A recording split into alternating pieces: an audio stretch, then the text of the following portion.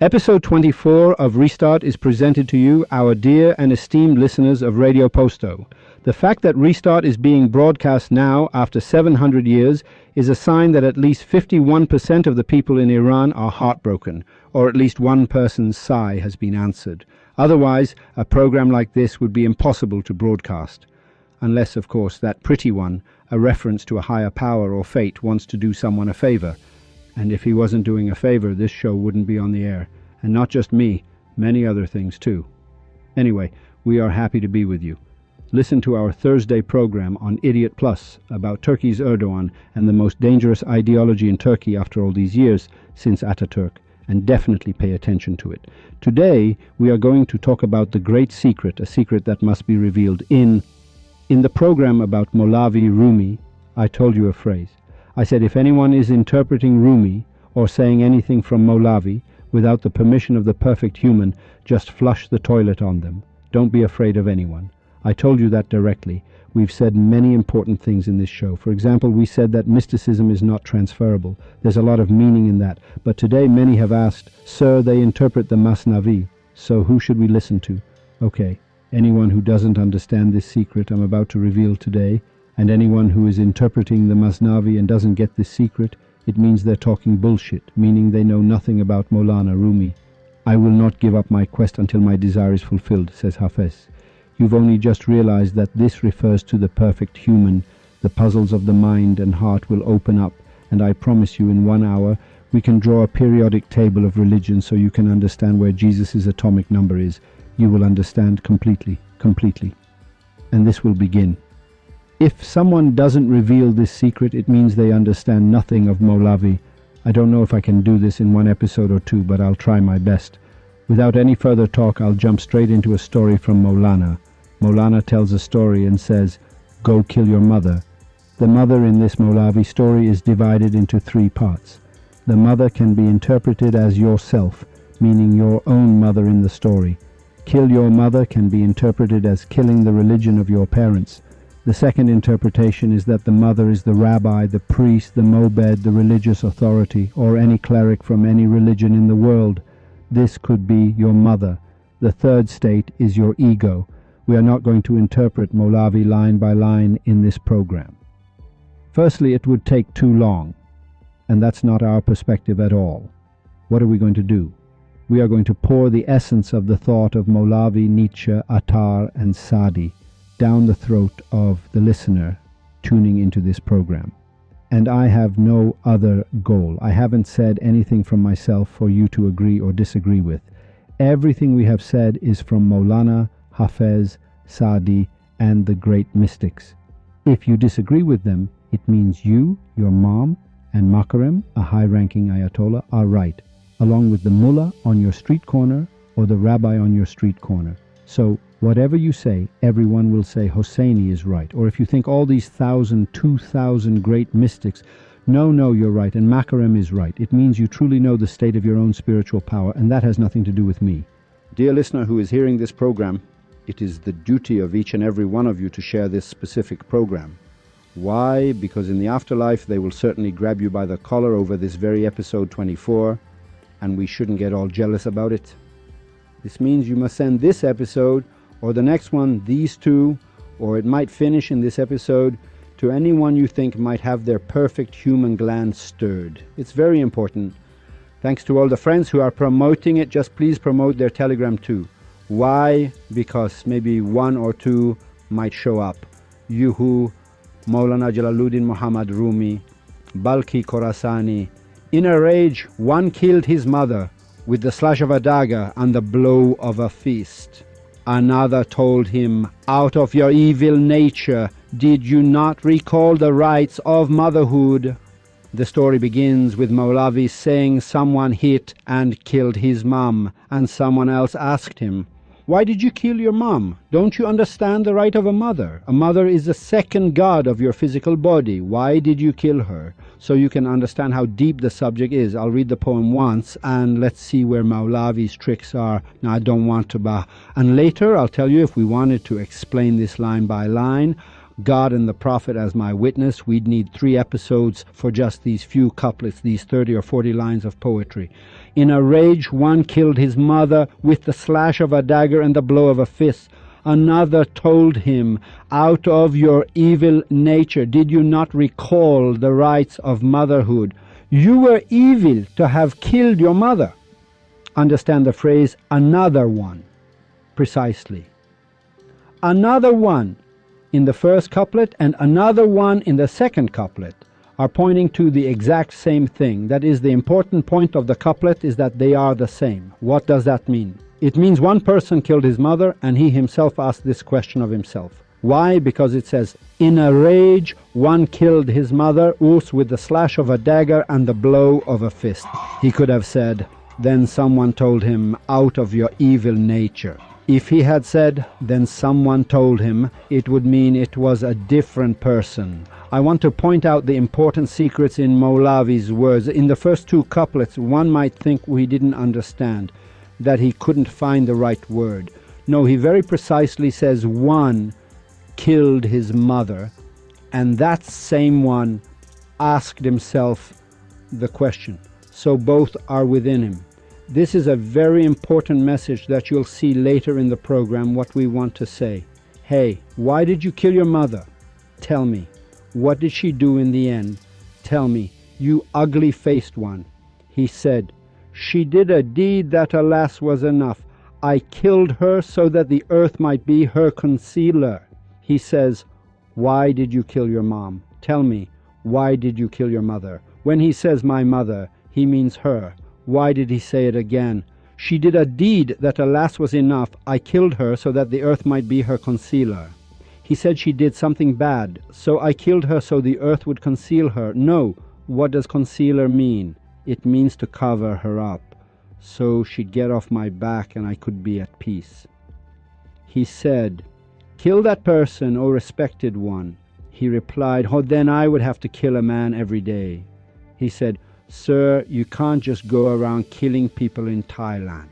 You have to control your mom. In Thailand, this mom sleeps around with this guy, sleeps around with that guy. Should I go one day and say, why did you sleep with my mom? Then kill him, then go to the next one and say, why did you sleep with my mom? No, I'll just kill my mom and settle the matter. This became a sexual example, but it's a spiritual example. He says, look here again, it says, he said, he replied. It's as if they are both the same person. He said, kill that person, O respected one. Kill the one who did this deed. He replied, then I would have to kill a man every day. I killed her and was saved from the blood of the people. I cut her throat from the throat of the people. Instead of going and killing people, killing the outside world, I cut my own mother's throat to be at peace.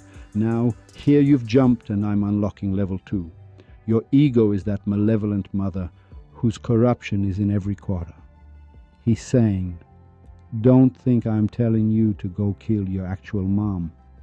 I mean this nafs inside you that is pressuring you from every direction. Kill this one, for whose vile sake you intend harm to a dear one every moment. Kill this so you don't lay a hand on others. And for its sake, this beautiful world is tight for you. And for its sake, you are at war with God and with creation. You killed the nafs, you were freed from torment, for no enemy remained for you in the land. He says, every torment you suffer comes from this rabbi, this priest, this mullah, from this religious cleric. This is your nafs. Now I'll point out where the story is going in the next level. If someone raises an objection to our words on behalf of the prophets and saints and the few companions who had killed the nafs, then why did they have enemies themselves and the envious? He says, do you know why these mullahs and rabbis and priests and religious people clash with the perfect human? Here he reveals the secret. He says they are jealous. They consider themselves bigger, more important. They think they're something, and out of this jealousy, they don't want a certain subject to be opened up. Now, slowly you will see the subject completely opened up. Now, I don't want to get into the nafs. Remember, by nafs, we mean a power, a being that manages your body. The nafs is the manager inside your body, giving orders to everything. You die, but this nafs remains alive to a certain extent. Your nails grow in the grave, your hair grows a little. You have no soul in the grave, but the body is growing. This is the manager. To destroy the nafs, the only way, after the stage where reason attacks the nafs and screws it up, love comes and screws up reason. That's another stage that Mawlavi talks about. It's not relevant right now. He asks, do you know why they killed the prophets? We say no. He says it was because they were jealous. Listen, O seeker of means, hear the answer to this objection and doubt. He says, now do you want to understand what this is all about? Listen from this point on. Those deniers were their own enemies. They were striking wounds upon themselves. The enemy is one who intends to take your life, not the fool who takes his own life. He says, Mr. Esteemed Mullah, Mr. Makaram, who clashes with the people of Sufism, you pretty boy. Dude, you are not an enemy of Sufism at all. You are digging the grave of your own idiotville. An enemy is one who draws a sword against you. The opponent of this person is his own stupid self. This reference by Mawlavi is both to the inner nafs and the outer nafs, which are beings, ghouls, that lead people towards the slaughterhouse, and the people think they are being guided. They don't know that this ghoul, this commander, is taking them to the slaughterhouse, that they are his flock of sheep. They don't know this. He's referring to both. Now, slowly in the next couplets you'll see, oh my God, he's right, he's pointing to this exactly. He says these people are their own enemies. An enemy is someone who strikes you with a sword from the front. The one who is striking himself with a sword, isn't he an idiot? The bat is an enemy of the sun. He is his own enemy in disguise. He says, sir, pay close attention. Now he gives an example. He says the blind bat is not the enemy of the sun. The sun means the perfect human. The bat who is sitting in a small cave in some, 4x5 corner of a mosque, plundering. This bat cannot be an enemy of the sun. The sun is shining. As soon as you ask this bat who its enemy is, it says, the sun is my enemy, and goes to get its ass kicked by the sun. This bat, this creature, doesn't even know where it is. The sun shining kills him. How could the sun ever torment him? He's saying the sunshine itself, because when the sunlight comes, this blind bat gets agitated, gets bothered. Otherwise the sun has no real intention of screwing this bat over. An enemy is one from whom torment comes, not like the lion who benefits from the sun. The anger of all disbelievers remains from the rays of the Prophet's essence. He's saying these disbelievers in relation to the perfect human, or the people of mysticism and Sufism, are kicking their own asses. It has nothing to do with us. Now he keeps emphasizing, pay attention to what he is emphasizing. Now we'll go further and see. For the veil over the eye of that individual, that creation, the people have made their own eyes blind and crooked. He says those who are a veil for the eyes of that person, for the perfect human, they are making their own eyes crooked and contorted. Like Mr. Garati, a cleric who sits and puts on a show. He says, if I do this, he's putting on a show. This act you're putting on contorts you. You are making yourself crooked and contorted. You're not landing any blow on him. Like the vengeful Indian slave, out of spite, kills his own master. He gives a very ridiculous example that's very funny. He says there was a slave who had a boss. And he comes and says to his master, you know what? I'm going to kick your ass now. Just watch. I'll create 1,000 websites. You'll see what I do to you. Just watch what I do. Then he asks, okay, what will you do? Then he says, the slave, in order to hurt his master, throws himself off the roof and kills himself. Well, the master says, you ass, you idiot, you're dead, you're dead. He's so stupid, he kills himself. His war with the master, his conflict is with himself. He kills himself because he doesn't have the courage to fight. like the vengeful Indian slave, out of spite, kills his own master. He falls head first from the roof of the house to inflict a loss upon his master. If a patient becomes an enemy to the physician, or if a child shows hostility to the teacher, he says these idiots are like some of us who think we're sick and should fight with the doctor. Why would you fight with the doctor? Or if a child shows hostility to the teacher, like a child who gets into a conflict with a teacher, a scholar, a scientist, if a launderer gets angry at the sun. The actions of these people, dear listener, is what Mowlavi is describing. It will slowly open up and you'll understand what he means. He pulls back the curtain there. He says this mullah, this rabbi, this priest is like a clothes launderer, like those who wash clothes and put them in the sun to dry and then they get into a fight with the sun. He says this launderer must be a real idiot to fight with the sun when the sun is helping his clothes dry so he can earn money. If a fish gets angry at the water, like a fish getting mad at water, what does that mean? Right where you are sitting, you are living and breathing, you are in the air. Are you at war with the air? Why are you needlessly at war with the perfect human? He has nothing to do with you, like the sun. Mowlavi, Hafez, and Saadi are saying he is broadcasting like the sun. It has no relation to you. You, in the air, why are you fighting? For no reason. When you fight, you still don't realize that the next word won't leave your mouth unless this air exists. Like a fish in water, fighting with the water, saying, where am I? Who am I? Who are you? Look, in the end, who suffers the loss? When was the sun or the star ever harmed by it? He says, now listener, honestly, in all these things I've said, Mowlavi says, what is he insisting on here? The sun, or the one who is the bat, or the one who is washing clothes? If God created you with an ugly face, hey, don't also become ugly-tempered and foul-mouthed. If an enemy takes your shoe in a rocky place, if you have 2 horns, don't grow 4. He's asking, why are you adding to your own burden? If God created you this crooked, don't also be foul-mouthed and a jerk. You are jealous that I am less than so-and-so, my place in the stars is less. He says, do you know what your pain is? Do you know why you don't want to reveal this secret? The secret that Hosseini is about to tell and reveal? Because you are truly jealous. This Satan who was jealous. Now he gives the example of Satan who was jealous. You are jealous, you are stingy, your essence is flawed. The prospect of this subject being discovered threatens your livelihood, your whole shop. Envy itself is another defect and flaw. Indeed, it is the worst of all deficiencies. He says this person is after being diminished, not knowing that envy itself is constantly diminishing him.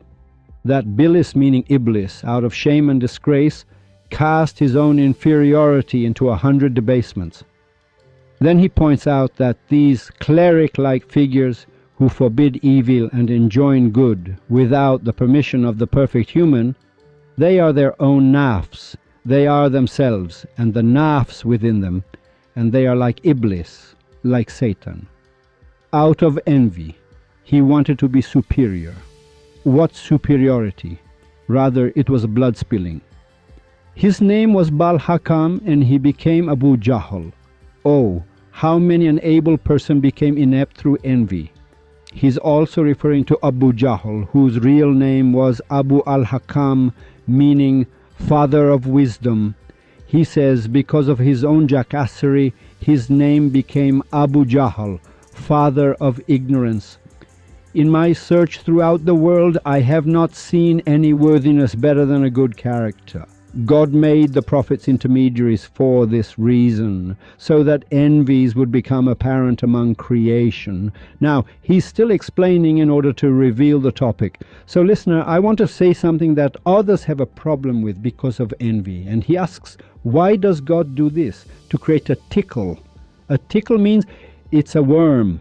It means to bring their jealousies out. A tickle, like being tickled, it makes the envy burst out. The coming of the perfect human is for this purpose, so that the other cleric-like people because the people don't do anything, the people don't know anything, it's the religions and the sects and the war of 72 nations that are fooling the people.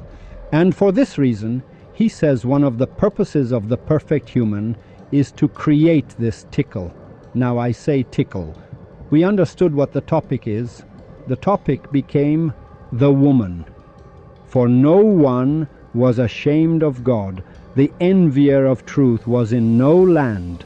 The one who you considered your own equal. For that reason you bore envy towards him. He says, what is the problem with these people? Their problem is that they say this guy also has 2 nostrils, 1 nose, 2 eyes. What's the difference between him and us? What does it mean he's a perfect human? What does it mean he understands something? What about this guy that we look at him and don't understand a thing about him? He says they see themselves as similar to him. The misery starts here, that besides being jealous, they also, or he says, I've read 50 books. Or the old man has come and gone. Shams came and shook Mowlavi. I can shake him. I understand. Why shouldn't I do it? Now he's slowly opening it up. When the greatness of the messenger is established, then envy does not come to anyone from accepting. Here it gets tied up. This messenger, this person, this prophet. Look, here he's using words like prophet and messenger one by one, just like one and the other one. And those 2 words I mentioned, meaning they both mean the same thing. Meaning Mr. Makaram is telling himself, kill your mother. He's telling Makaram, kill the mother within you, kill the envy within you. He's giving this example. Now as he's moving forward, Mokarar Shod means it became definite. Mokarar Shod means it became 100%. Mokarar Shod means it became certain. When the greatness of the messenger is established, meaning the messenger has a greatness in him that people don't understand, then envy does not come to anyone from accepting. This envy prevents him from accepting this. Why? Mr. Jealous? This whole problem of yours, all these people during Jesus' time, why did only 1,000 understand? Why didn't the rest understand? Sir, the rest don't know. Why do their clerics know? The big shots know. Why don't they say it? They're jealous. He can't say it. From here, he rips the secret wide open all at once. He says, then see. Then is a word that comes with when. Pay close attention to the point. He says, when the greatness of the messenger is established, meaning it's established that there is a perfect human, a messenger, a prophet, then envy does not come to anyone from accepting. So in every age a saint is standing. The test is continuous until the resurrection. With this one couplet he throws all religions up in the air. So in every age a saint is standing. He asks, do you know what the great secret is? No. He says, in every age there exists one perfect human. Mister, your problem. So does this mean those who say, we follow the religion of Jesus, you're lying? Yes. Why? Because in the age after Jesus there was a perfect human. And after that one, there was another perfect human. Mowlavi says this. He says, so in every age, in every era, this test exists. Meaning in the age of Jesus, when people didn't find Jesus. In the age of Peter, people also didn't find Peter. And in the age of John, people didn't find John. And in the age of Moses, people didn't find Moses. And in the age before Moses, people didn't find Shuaib. He cracks the Da Vinci Code right here. He says, even right now, this Jesus exists. So in every age, a saint is standing. The test is continuous until the resurrection. Don't think that now you follow the religion of Muhammad. You'll go to the other world and say, God, if I were in the time of Hussein ibn Ali, I would have gone to war. If I were in the time of Jesus, I would have attacked and given my life. To God, he will say, shut up.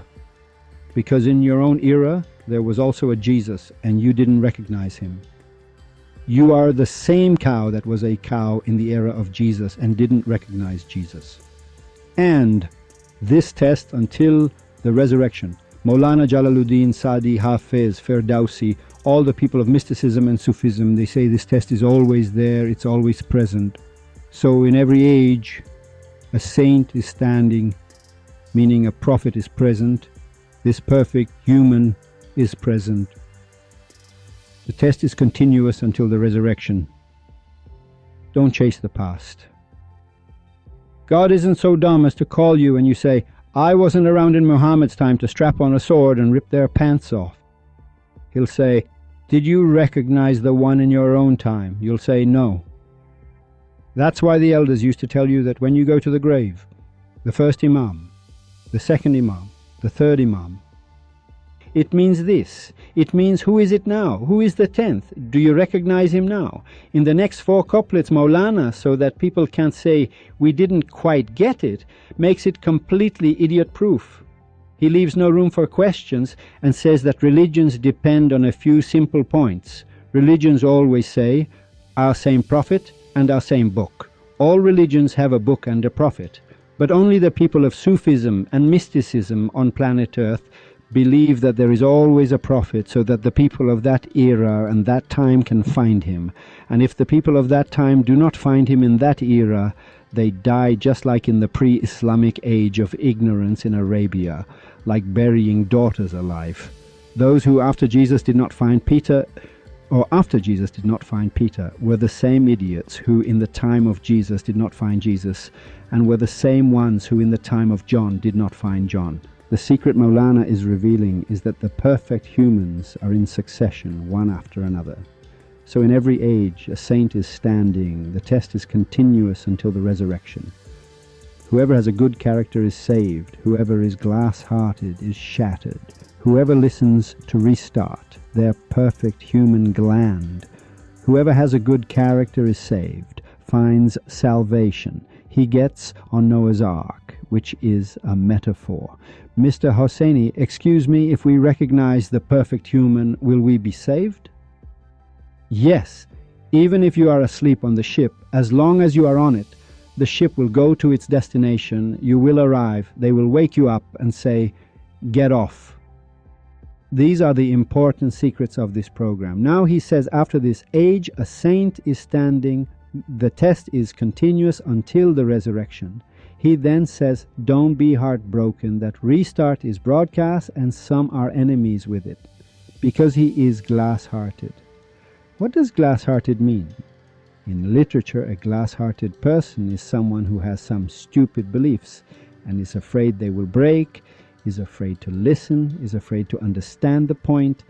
He has beliefs. He believes something from 2,000 years ago will save him now. Then Maulavi says, how do you ask him a question? He says, no, you just think in your own flowery way. He says your question is the very one you want to ask. So if they were supposed to think about the past, then why Jesus after John? Why not leave John and cling to Zechariah? Why didn't you leave Zechariah? No, everyone has their own in their own era. Now, so that no one can say another word, in the next couplet he officially declares, the Mahdi and the Hadi, the guided and the guide, is he, O seeker of the path, both hidden and sitting right in front of you. From the other side a dove comes, a girl comes. You idiot! He says Mahdi and Hadi is he. Who is he? So in every age, a saint is standing. You thought Mahdi and Hadi are just words that came for you.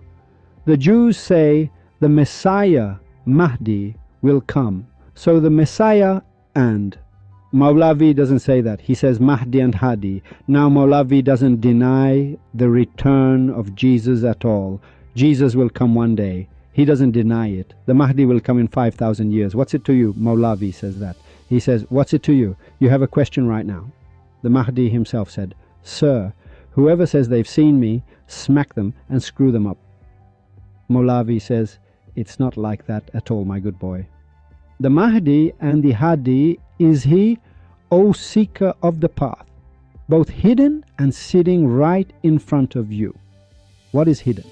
It means people don't recognize him. Where is he? Sitting right in front of you. He says he has to be in front of you. Sir, this person must be in front of you. What? Myths? Excuse all 72 nations for their wars. Since they saw not the truth, they took the road of myth. What are you clinging to the past for, thinking Jesus will help you? How the hell is Jesus going to help you? He is like the light, and intellect is his Gabriel, and that saint who is less than him is his lamp. Here he opens the secret a little more. He asks, do you know who told Muhammad to go to the cave of Hira? No, sir. Yes, the perfect human told him. Do you know who sent Gabriel? No, sir. The perfect human sent him. The perfect human, who is the direct successor of God. Only one person on earth in any given era, Mawlavi says, has a connection with God, and only one person. Anyone who tells you, I can connect you to God, has spoken bullshit, because they have no proof. He goes and talks with him. Hey, Rabbi, please, have you received a revelation from God? My respects to you. Has God called you? My respects to you. Have you seen God? My respects to you. Did Moses come to your door and tell you? My respect. So why do these people follow you? He doesn't know. The people themselves are idiots. What's it to me? Mawlavi says. I haven't read anything from myself yet, dear listener. So in every age a saint is standing, and the test is continuous until the resurrection. So the Imam, whoever has a good character is saved, whoever is glass-hearted is shattered. Restart. Mysticism is not transferable. The paths to reach the perfect human are as numerous as the souls of humankind. It's not transferable. Now the secrets open up even more. So the living standing Imam is that saint, whether from the lineage of Omar or from Ali. With this he throws all of Shia and Sunni up in the air. He says, so the living Imam, meaning alive. He says, this Imam you speak of, this perfect human, this elder, this prophet, have you heard us say old and prophet? You swear by the elder and the prophet. Do you know why you say by the elder and the prophet? He wants to make it understood that the elder is the prophet. When you say may you reach old age, it means to reach the elder. By the elder and the prophet. This example from Mawlavi and the people of Sufism has just passed from mouth to mouth in society. The examples of Sayyadi, Hafez and Mawlavi are circulating mouth to mouth just like this. This is why. I swear by the elder and the prophet means the elder is the prophet. He says, so the living, standing Imam is that saint. Mawlavi says the only person who is an perfect human is the one who exists in your era. Respect the others, have respect for the others, love them all. Jesus was a good guy. Moses was a good guy. They were all good people. They won't help you. You are now in your own exam, your own entrance exam. This new one gives you the questions. So the living standing Imam is that saint. Do you know who that wali is, listener? The living standing Imam. Do you know what a living standing Imam is? It means definite, standing clear. He must be alive, whether from the lineage of Omar or from Ali. You can't even tell whose lineage he is from. It's not important at all if he is from the lineage of Ishmael or the lineage of Isaac.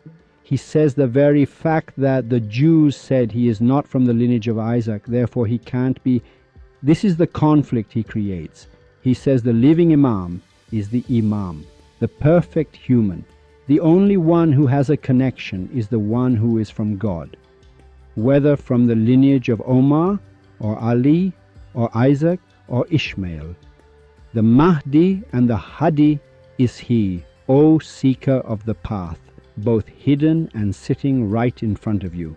He is like the light and intellect, his Gabriel, and that saint, he who is less than him, is his lamp. Should I continue? So why don't they say this secret? What's the issue, sir? Hello, Mr. Hosseini. We had heard that there were 124,000 prophets. Is that true? If humans have been on earth for 100,000 years, that means one prophet has come every year. This 124,000 prophets you've heard of means exactly this. So now I understand why governments, regimes, people might know who the perfect human is and spend billions of dollars on propaganda in religion so that he is not recognized. Now I understand why he can't be killed. Yes, they can't kill him. Do you know why? Because they kill him tonight and the next perfect human rises up 5 seconds later, no, 1 second later. He says, yeah, I am the perfect human. Say, when they killed Rasputin, Jesus said, I am he. His torture in hell, did they cut up Jesus? Peter said, I am he. I bring the dead back to life. Shuaib left. Moses came. And so on in succession. There is no way of salvation left for you in this matter, O listener. So you who go and sit in a mosque and cry for Hussein, who is your Hussein now? Do you know why you cry for Hussein? Now I will open up the secrets more next week. Now you ask questions about the Quran. It's unspecified. The governments of the world, they kill the perfect human tonight. Tomorrow, and perfect human pops up in the middle of Italy. Because Molavi says it's not clear if he's from the lineage of Omar or Ali. The core is not known. These games you've started are just a business you've set up. They find that one and kill him. Another one pops up in the middle of Japan. So in every age, a saint is standing. This is a law. God has set a law by this name. Now among the Muslims, they've heard this. The pretty boys have heard it. And they say, وَاعْتَصِمُوا بِحَبْلِ اللَّهِ, and hold firmly to the rope of Allah. It says to grab hold of the rope, the divine rope. Do you know what rope means? No, you don't. A rope means that whenever you cut it, suppose I drop a rope from the 10th floor. If some idiot on the 2nd floor cuts this rope, do you have a rope to climb up anymore? Imagine I throw a rope down from the 10th floor, and on the 4th floor of the building I cut the rope. Do you have a rope to climb up? No, sir. The rope has fallen down. The 4th floor is the religion of Moses. It says the rope is cut. The 3rd floor is the religion of Jesus. It says the rope is cut. The 2nd floor is the religion of Muhammad. It says the rope is cut. Everyone wants the cut rope. A rope means that every particle of it is connected to the previous one. The very definition of a rope is this. It means that there is a rope, a string, a chain, one after another, a series. It's a rope. They are stuck together, like the beads of a rosary, for example. They are connected by a thread, a rope. Wherever you cut it and say there is no prophet after this rope is severed, no one can be saved. I am only presenting to you the thoughts of Molavi, Sadi, Anton Chekhov, Tolstoy, Hafez, Khwaju Kermani, Saghir Isfahani, Baba Tahir Hamadani, and all the people of Sufism from 3,000 years ago until now. For 3,000 years, a being has existed in the world, Molavi says, called the perfect human. Whenever he is killed or dies, which he doesn't, I will explain more in the next couplets. There is another point in it, another secret in the next couplets. If he dies, the next one will rise. And that's why after Jesus, 12 people are famous. It has no relation. These perfect humans of each era have also produced their own Sufis. At one time, they produced Socrates and Plato in that history. That's why everyone writes poetry about the perfect human. In the 8th century, they produced Hafez. In the 7th century, they produced Molavi and Saadi. They produced Attar. In the following centuries, they produced Abd al-Rahman Jami. They produced different people that the whole world is captivated by. The great secret is this. So in every age, a saint is standing. The test is continuous until the resurrection. So whenever you go to church and cry for Jesus, remember that your test is your era, Molavi says. And you are crying for nothing. And if you were in the time of Jesus, you would have been in a village kissing a girl, drinking wine, dancing with a dancer at a table. You would have been watching a movie. You would have been praying. You would have been of another religion. And you would not have found Jesus. The reason? The reason is that now, to find such a being, because this being is also not introducible, damn it. The tragedy is that, listener, this is also one of its secrets. This being must be seen. Meaning you have to beat your head against the wall and cry from morning till night. They have to come and show him to you. Until they show him, it is of no use. Why? Because what does Sanai say? He says, O you who are unaware of burning and being burned. Love is something to be arrived at, not to be learned. The secret of the perfect human and the ranks of the perfect human and what is in the perfect human that makes him this way, and the channel through which the perfect human is connected to God and other things we will present to you next week. There are still 15 couplets left. In these few couplets, Mowlavi reveals a great secret, a secret that all people of mysticism grab the chain of hair of one. This is where Hafez says, I will not give up my quest until my soul departs. Either the soul reaches the beloved or the soul departs from the body. Sadi says the same thing. Mowlavi says the same thing, and all mystics throughout these 100,000 years say the same thing. Mr. Your problem. Does Aristotle say the same thing? No, that ignorant fool wouldn't say such a thing. Aristotle talks about books and tradition. He says, Sir, after this holy book will save you, which, by the way, in the programs in the next 2 weeks, we will define the Quran, the Gospel, the Torah. We will define it all and where its secret lies. This was one of the pillars of the secrets. There are 3 or 4 more important secrets. Look, I've said these things, so don't think I'll hit episode 20 and say them. No, I'm saying them right now. So you know what knots are just now. This is just your entry into the perfect human.